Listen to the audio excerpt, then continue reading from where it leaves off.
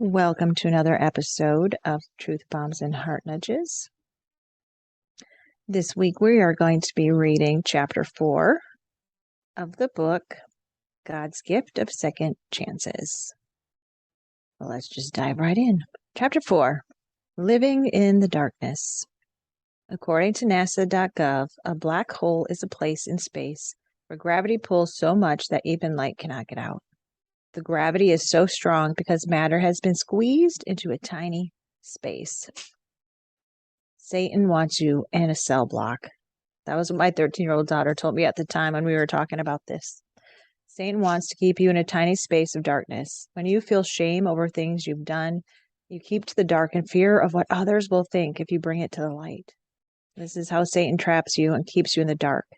His lie is others will judge you if they knew your shame. But shame is not of God.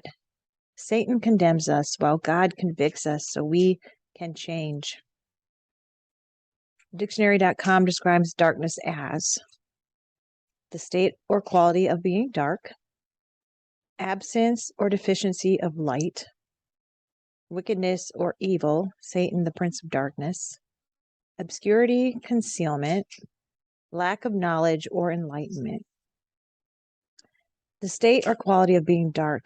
Even in the beginning, when God created the world, he recognized and shared with us that light was good. Genesis 1, 3-4. And God said, "Let there be light," and there was light. God saw that the light was good, and he separated the light from the darkness. God separated the light from the darkness. This is what he does. His light blots out all darkness. He cannot be near sin. Blot out is defined as to make obscure, insignificant, or inconsequential, wipe out, and destroy. I love this. God's light destroys Satan's snares. That's why it's so important for you to be connected to the vine all of the time. He makes Satan's lies insignificant and wipes them out. How awesome of God to do that. 1 John 1-5. This is the message we have heard from him and declare to you. God is light. In him there is no darkness at all. He is void of darkness just as Satan is void of light. Nothing Satan does or says has any light or truth to it. This truth has much to be contemplated upon. When Satan lies and whispers in your ear, there is no light in it. There is no truth to what he says, but a twisted replication. In his need to be as God, he takes the light of God and twists it into darkness. You, as a child of God, are of the light. Satan twists you into knots of lies and deception. Be careful when stepping even toward the darkness, for darkness has a way of pulling you in until you are a twisted, messed up replication of who God made you to be. It's like when you hang around someone who smokes a lot, you start to smell like the smoke. It's the same with darkness. You can't just hang around in it and think it's not going to affect you. Absence or deficiency of light. When you choose to walk with the world, you choose to walk in the darkness. To walk in the darkness means you are deficient of light. You're no longer walking with God or his protection. This is not a place you want to be. It leaves you open to all the lies and deceit of Satan. Even the tiniest sliver of darkness, a shadow, can leave lasting scars and tear you into shreds so that you no longer recognize yourself. Satan wants you so confused, you can no longer recognize yourself. You no longer understand that you are created in the image of God. He wants to kill, steal, and destroy, so don't let him in, not even a little bit. Wickedness or evil, Satan the prince of darkness. I find it so very fascinating that Satan is a definition of darkness. He is the absence of light and the state of darkness. There's nothing darker than Satan. He is the darkest, most opposite thing of God. Where God is light and love, Satan is darkness, hate, despair, loneliness. He is void of all things good and holy. There is nothing that can come close to defining his true nature. Lack of knowledge or enlightenment. Satan tries to keep us from learning about the glory of God. He wants you to stay in the darks on who God truly is. Excuse you, kitty. He wants to keep you from knowing, keep you from the light of God. If he can keep you from the light, he can hurt you, steal from you, confuse you, confine you to his chains, and try to destroy you. Dictionary.com definition of obscurity: the state or quality of being obscure, the condition of being unknown, uncertainty of meaning or expression, an unknown or unimportant person or thing, darkness, dimness, indistinctness. The state of quality of being obscure. Satan loves to twist things to the point of confusion. If he can keep you confused, it's easier for him to trick you in little ways, and then slowly he'll move up to bigger and bigger ways until suddenly you're like, what is happening? How did I get so far? Soon you're so twisted, you can see no way out. He makes you feel like there's no way out. He binds you in chains to imprison you with fear and darkness, and he wants you so confused that you don't see that these chains are not locked. He cannot lock you in. The condition of being unknown. If Satan can confuse you enough, he can make you forget who you are and to whom you belong. You become unknown. And once you are unknown, you lose sight of everything you are meant to do. Confusion creates a cloud that keeps you from remembering all your hopes and dreams. You forget that you have gifts given to you by your Heavenly Father. I was so lost to who I was for such a long time. I had no idea. If people asked me what I wanted for my life, I had no idea. None whatsoever. I didn't know. I didn't recognize myself anymore looking in the mirror. There was so much hate and so much darkness in my life. Being unknown keeps you from seeing God and what he wants you to do. You lose your purpose. You lose direction. You start to lose hope. Uncertainty of uncertainty of meaning or expression. Walking in darkness blinds you to God's truth. You cannot understand anything of God. That's why Jesus spoke in parables. You had to be connected to the vine to understand what the parables were saying to you, the underlying meaning. When you become blind to God, everything Satan lies to you begins to sound like truth. You begin to believe as the world believes, and you do things because he's pulled you to his side. Ambiguity means a word or expression that can be understood in two or more possible ways. Satan uses that to twist God's meaning into a dark meaning.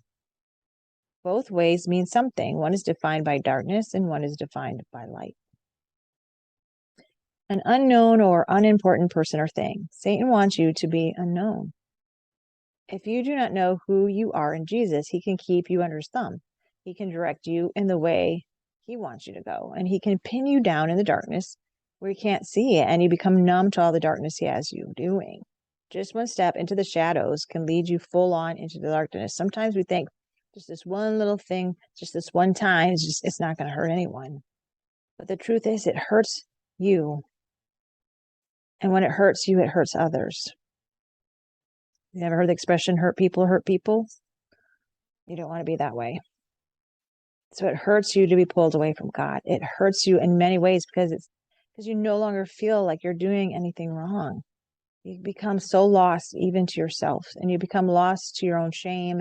You become lost in the darkness. Darkness, dimness, indistinctness. Satan wants you to feel indistinct, to blur the lines between darkness and light, to make it feel like this is okay. Gotta remember, the feelings are not meant to master you.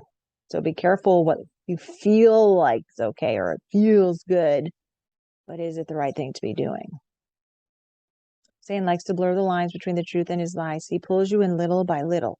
He convinces you that one little lie won't hurt, that extra drink before driving's no big deal, or you can go home with someone because everyone else is doing it. You don't have to wait for God to bring you your special person. He's going to try to convince you that you want to be like everyone else.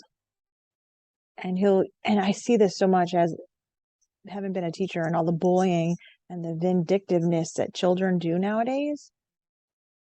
They follow along because they don't want to be the ones who's going to be bullied, so they join in with the bullying. And it's a very vicious cycle. And so, the other kids that go along with the crowd to try to belong to something. So he traps you by using the world as a bright, shiny thing that you need to have. He's a trickster, and he'll use every trick he knows to pull you in. He conceals who he is through lies and deceit. Nothing he ever says is truth. Satan wants you to feel worthless, without worth, of no use, importance, or value, good for nothing. He will use an onslaught of lies over and over and wear you down so you give in. You start to believe the lies that he's whispering to you. And he's so good at it that you think it's your own voice that you're hearing. That's why it's so necessary to be able to discern and know yourself well enough that when he starts to whisper you're like, wait a minute, that's not me. It definitely can't be God, because God doesn't lie to us and he doesn't condemn us like Satan tries to do. Where God tells us we are loved, Satan will tell us we're unworthy. Satan will try to convince you that what you've already been gifted by God, you're unworthy to receive, even though you already have it. Soon all you have left in your head are his lies and how unworthy you think you are. This is how Satan attacks you daily. He wants you to doubt God's love for you. He wants you to doubt who you are and your purpose. He wants everything to be unclear and uncertain. He wants everything to be dark. He wants you blind so you cannot see him coming, and to pull you so far from God that you no longer can hear or know what God is saying to you. He wants you disconnected. Satan wants you to feel abandoned. He wants you to forsake God and leave his loving arms completely. He wants you so broken down, you give up and withdraw from the light and fear leaving the darkness, which has now become your home. He wants you to give up control of your life to him, to yield yourself completely to the darkness and tune out the light. He has you so mixed up that things of the light no longer make any sense. Because remember, parables, if you're disconnected from the vine, things don't make any sense. The darkness finds the light confusing and wrong.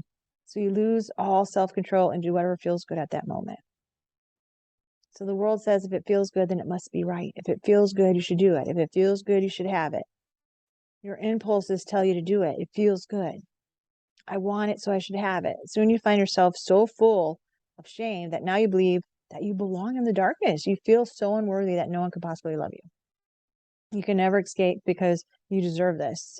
You made your bed, so now you have to lie in it. You deserve to be treated badly because of the things you've done. Your life will never be more than this mess it is right now, because you've done everything so wrong. You can never go back. It's too late. It's over. Your life is over. You will remain broken all of your days. There's nothing to look forward to. You should go ahead and end it all right now, because no one would care. No one would even notice if you were gone. Nothingness is what we deserve because we are nothing. That is what Satan does to you. He's trying to convince you that God no longer loves you and that nobody could possibly love the mess that you are. And who could ever forgive you for all the sins, because you cannot even forgive yourself. Why would anyone want this broken mess of shame?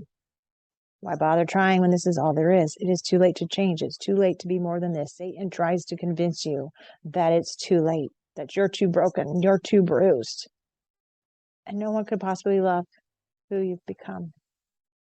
But remember, he's trying to misinterpret the truth. God can dust you off and make you white as snow. That's why this book's so important. God's gift of second chances, no matter what you've been through or gone through or done. That shame and guilt, Jesus can wash it away. He did that on the cross for you. He already took all of your sin, past tense.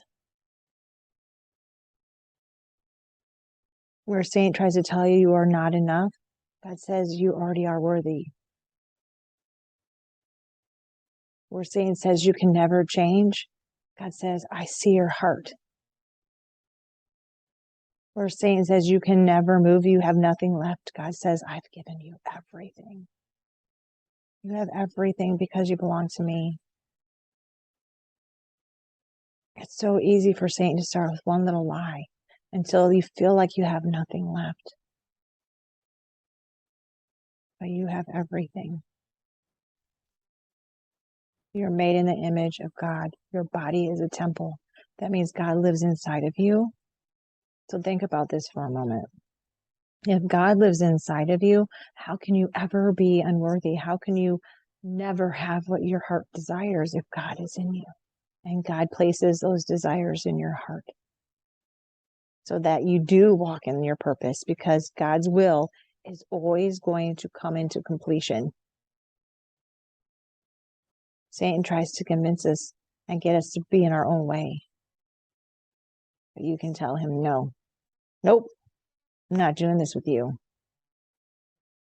That's why it's so important to stay connected to God, to love, to stand and embrace who you are. All of your pieces are beautiful. And everything that you feel broke you can be healed. And every lesson can be learned if you take the time out and ask God, what am I meant to learn from this? How can I use this for your good? How can I help others? That's why this book came apart, because everything that I just said about what Satan told me, he told me. I felt like nothing. And I thought that was it. It was too late for me. And this was a long time ago, 14, 15, 16 years ago. He had me so wrapped up that I thought that was it. This is all I would ever have. And I think about it now, and I can't even imagine what my life would look like if I would have stayed in that place of darkness. You don't have to stay in that place. You are already free. You're already free. And you're already loved, and you're already wanted.